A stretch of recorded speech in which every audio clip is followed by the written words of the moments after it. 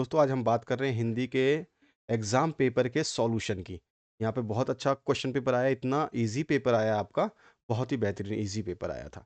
इसमें पूछा गया पहला प्रश्न जो है, रसिया शब्द में प्रयुक्त जो प्रत्यय है, वो कैसा है? तो यहाँ पे जो है रसिया इसमें ईया लगा हुआ है प्रत्यय। प्रत्यय जो है पीछे लगते हैं, उपसर्ग जो है आगे लगते हैं। तो यहाँ पे प्रत्यय की बात हो रही है। तो यहाँ पे जो प्रत्यय है, आपका ईया हो जाएगा। तो ब ऑप्शन जो है करेक्ट हो जाएगा। नेक्स्ट जो क्वेश्चन है उसकी बात करते हैं।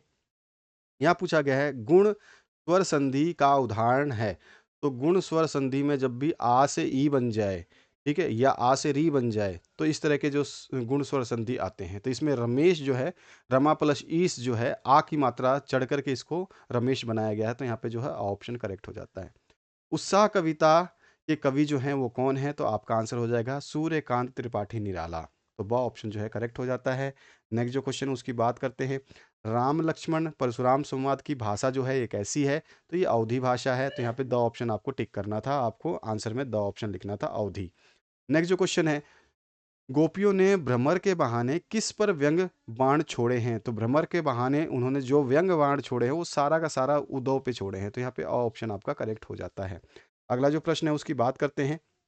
नागार्जुन का जन्म हुआ था, नागार्जुन का जो जन्म हुआ था वो कहाँ हुआ था? ये आपको पूछा गया। बस बहुत ही सिंपल सिंपल से क्वेश्चंस थे, इतने अच्छे अच्छे क्वेश्चंस, मेरे को विश्वास नहीं हो रहा कि इतना सिंपल पेपर आपके पास में उपलब्ध होगा कि आप लोग जो है आसानी से सारे उत्तर दे पाओगे। तो यहाँ पे जो आंसर हो जाएगा उसकी बात हम कर लेते हैं। नागार्जुन का जन्म जो हुआ था वो बिहार में हुआ था, ठीक है, बिहार में हुआ था। तो यहाँ पर जो हमारा आंसर हो जाएगा बिहार, जो कि मधुबनी जिले में हुआ था, ठीक है, बिहार राज्य है, मधुबनी जिले में नागार्जुन का जन्म हुआ था। कैप्टन किसका नाम था? तो कैप्टन जो है चश्मे वाले को लोग बोलते थे। यहाँ पे जो है ऑप्शन आपका करेक्ट हो जाता है। नेक्स्ट जो क्वेश्चन है उसकी बात करते हैं। लखनवी अंदाज व्यंग के लेखक हैं। लखनवी अंदाज जो व्यंग है, इसके लेखक कौन हैं ये आपको बताना है। तो इसके लेखक जो है, सभी ने सही किया होगा मुझे विश्वास है, यशपाल जी हैं। तो यहाँ पे जो है ऑप्शन करेक्ट हो जाता है। अगला जो क्वेश्चन है उसकी बात करते हैं।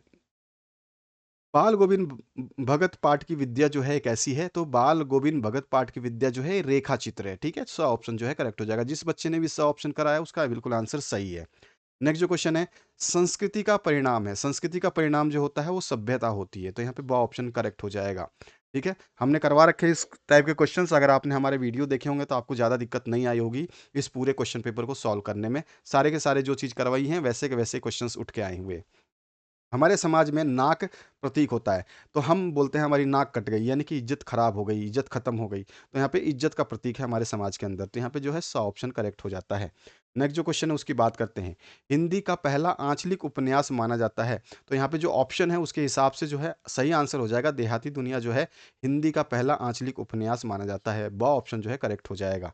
नेक्स्ट जो क्वेश्चन है इसमें पूछा गया आपसे, किसी भाव, अवस्था, गुण अथवा दशा के नाम को खालिस्तान संज्ञा कहते हैं। तो सभी को अच्छी तरह से पता होना चाहिए कि इसको जो है हम कौन सी संज्ञा कहते हैं। हम इसको कहते हैं भाववाचक संज्ञा, ठीक है। तो यहाँ पे जो है आपको आंसर लिखना था भाववाचक संज्ञा, ठीक है। तो यहाँ पे आ जाएगा आपका आंसर भाववाचक,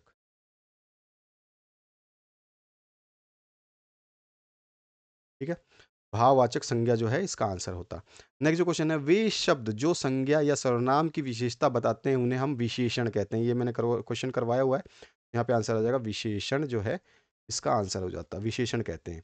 नेक्स्ट जो क्वेश्चन है, वे क्रियाएं जिनके साथ कर्म प्रयुक्त नहीं होता है। कर्म जब नहीं लगेगा तो उसको हम दो ही आपकी जो क्रियाएं होती हैं, सकर्मक और अकर्मक। तो यहाँ पे जो है जब कर्म नहीं लगेगा तो वहाँ पे अकर्मक क्रिया हो जाएगी। तो यहाँ पे हमारा आंसर हो जाएगा अकर्मक, ठीक है। तो यहाँ पे ये आंसर हो जाता है। नेक्स्ट जो है खालिस्तान शब्द जो, वे खालिस्तान शब्द जो दो शब्दों, वाक्यांशों या वाक्यों को जोड़ते हैं उन्हें समुच्चय बोधक अवयव कहते हैं। तो वे दो शब्द होगा। यहाँ पे भी जो दो शब्द है यहाँ पे भी लिखा हुआ है, यहाँ पे भी दो ही आना है आपका। तो दो, वे दो शब्द जो दो शब्दों, ठीक है, जो दो शब्दों, ठीक है, वाक्यांशों या वाक्यों को जोड़ते हैं उन्हें जो है समुच्चय बोधक अवयव कहते हैं। अगला जो प्रश्न है उसकी बात करते हैं। यहाँ पूछा गया, वे शब्दांश जो किसी शब्द के खाली स्थान में लग करके नए अर्थ का बोध कराते हैं वे प्रत्यय कहते, उन्हें हम प्रत्यय कहते हैं। तो वो शब्दांश जो है हमारा क्या हो जाएगा? तो कहाँ जुड़ेंगे वो? आगे जुड़ेंगे या प्रत्यय की बात हो रहा है? अभी मैंने बताया आपको पहले क्वेश्चन में, उपसर्ग और प्रत्यय, तो जो है पीछे जुड़ते हैं, ठीक है? तो यहाँ पे जो है हम कह सकते हैं पीछे या अंत में। अगर अंत लिखा है तो सबसे बेस्ट है। अंत में लग करके जो नए अर्थ का बोध कराते हैं उन्हें प्रत्यय कहते हैं। या फिर आप आपने अगर इसमें पीछे लिखा है, ठीक है? पीछे भी लिखा है तो भी आपका सही आंसर है। पीछे लिखा है तो भी आपका आंसर सही है। या फिर आपने लिखा है लास्ट में, अगर आपने लास्ट लिखा है तो भी सही है, कोई दिक्कत नहीं होगी आपको। हिंदी में उपसर्ग जो है खालिस्तान प्रकार के होते हैं। हिंदी में उपसर्ग जो है टोटल 3 प्रकार के होते हैं, तो यहाँ पे 3 आपका आंसर आ जाता। अगला जो है वर्तमान में राष्ट्र को शारीरिक दृष्टि से मजबूत, निर्भय और तथा अनेक युगों की आवश्यकता है, जो अपने आप में अपनी शक्ति में विश्वास करते हों। विवेकानंद की दृष्टि से नास्तिक वह हैं जो अपने आप में विश्वास नहीं करता। तो इस तरह से जो है प्रश्न जो आया था अपठित है आपका, जो आपने कभी पढ़ा नहीं होगा। इसका बहुत सिंपल सिंपल सा आंसर पूछा गया है। यहाँ पे देखिए पहला क्वेश्चन पूछा गया है, प्रस्तुत गद्यांश का उचित शीर्षक जो है, तो हम बता सकते हैं राष्ट्र में युवाओं की भूमिका, ठीक है? या राष्ट्र निर्माण में युवाओं की भूमिका, या फिर वर्तमान राष्ट्र में युवाओं की भूमिका। हम बोल सकते हैं, या तो यहाँ पे आप लिख सकते हो राष्ट्र निर्माण में आपके युवाओं की भूमिका,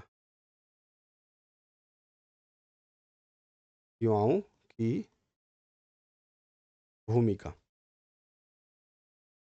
या फिर बोल सकते हो आप, जो है यहाँ पर एक और चीज बता सकते हो, वर्तमान वर्तमान में युवाओं की भूमिका,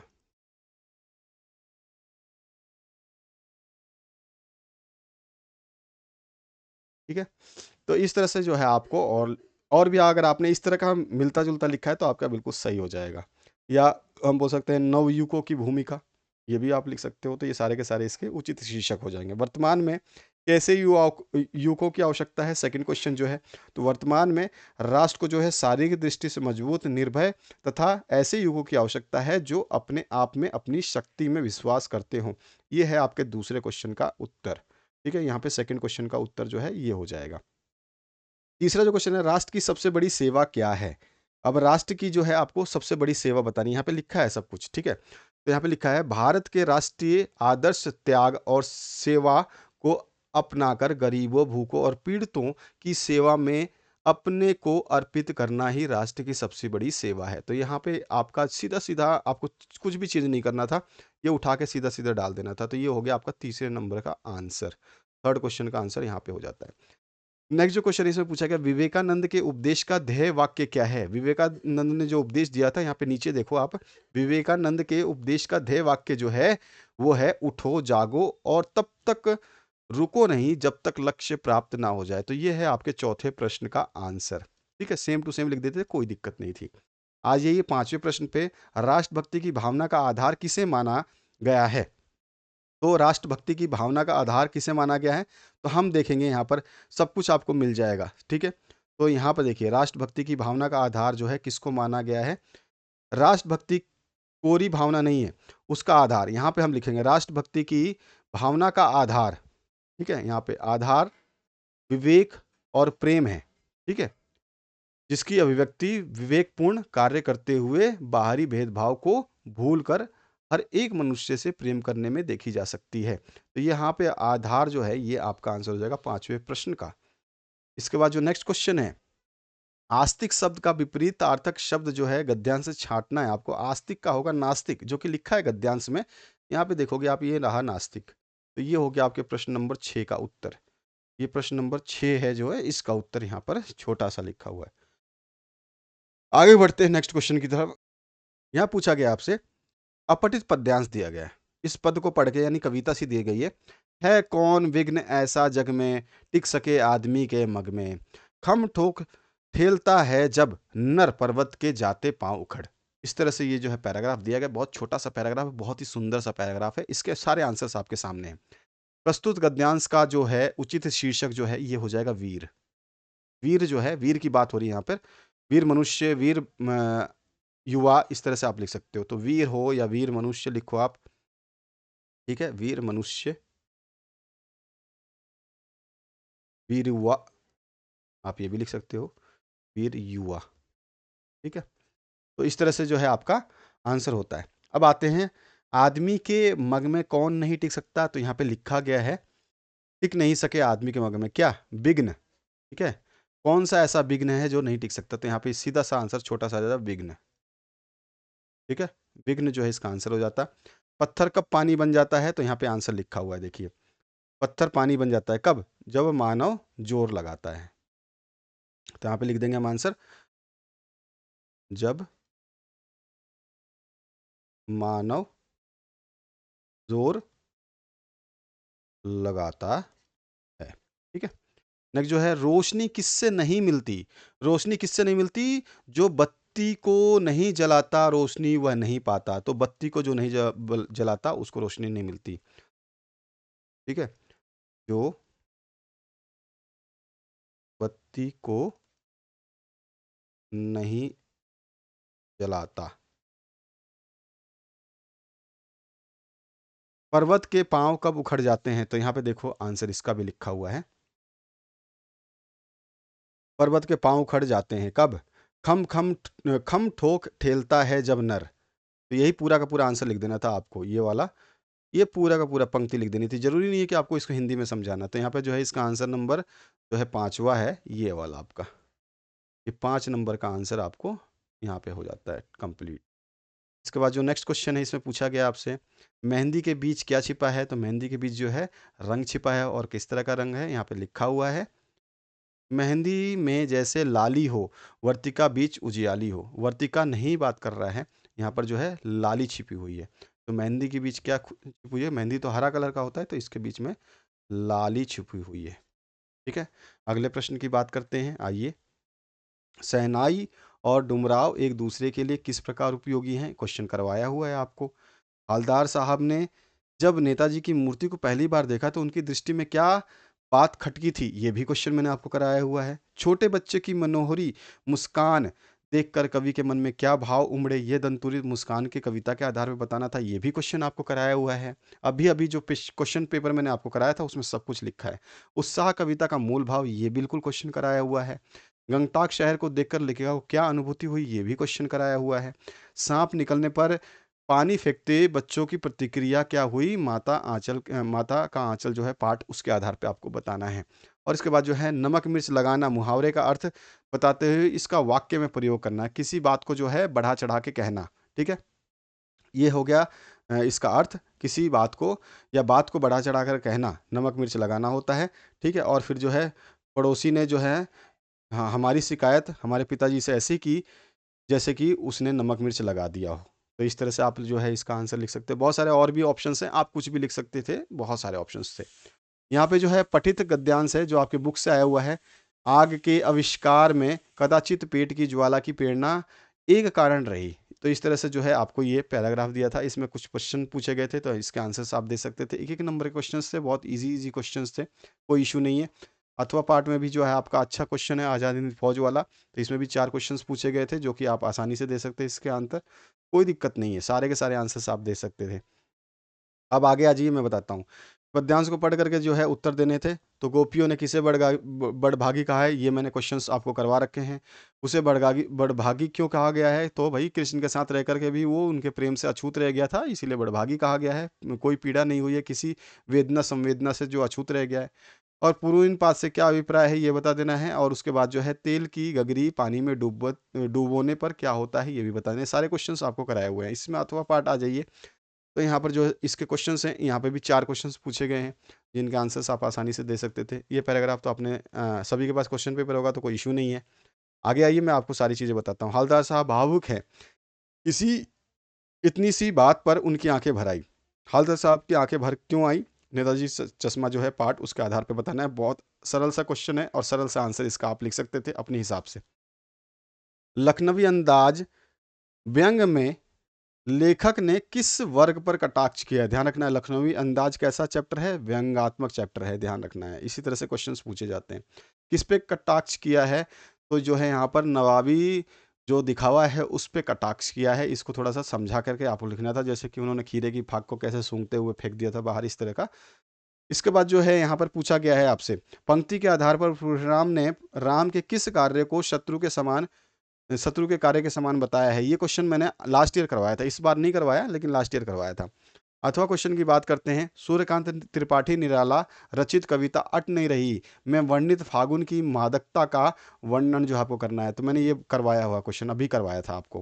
तुलसीदास की कृतित्व ये भी मैंने करवाया हुआ है, यशपाल का व्यक्तित्व ये भी करवाया हुआ है। दोनों क्वेश्चंस मैंने आपको अभी अभी एग्जाम पेपर से पहले दे दिए थे। आगे आ जाइए नेक्स्ट क्वेश्चन की तरफ।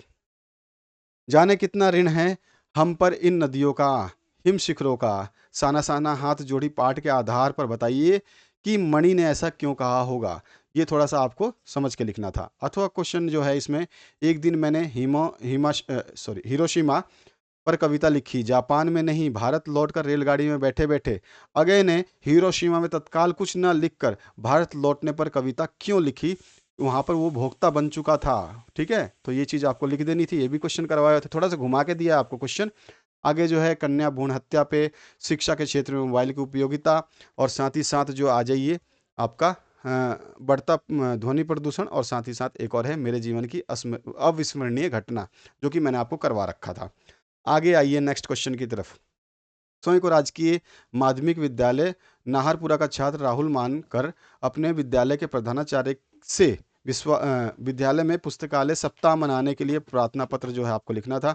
अथवा में एक और क्वेश्चन दिया गया है, स्वयं को रामगढ़ निवासी अर्जुन मानते हुए अपने मित्र राकेश को जीवन में अनुशासन का महत्व पे बहुत बार पूछा जाता है। बहुत ही सिंपल सा है, लिख दिया होगा आप लोगों ने।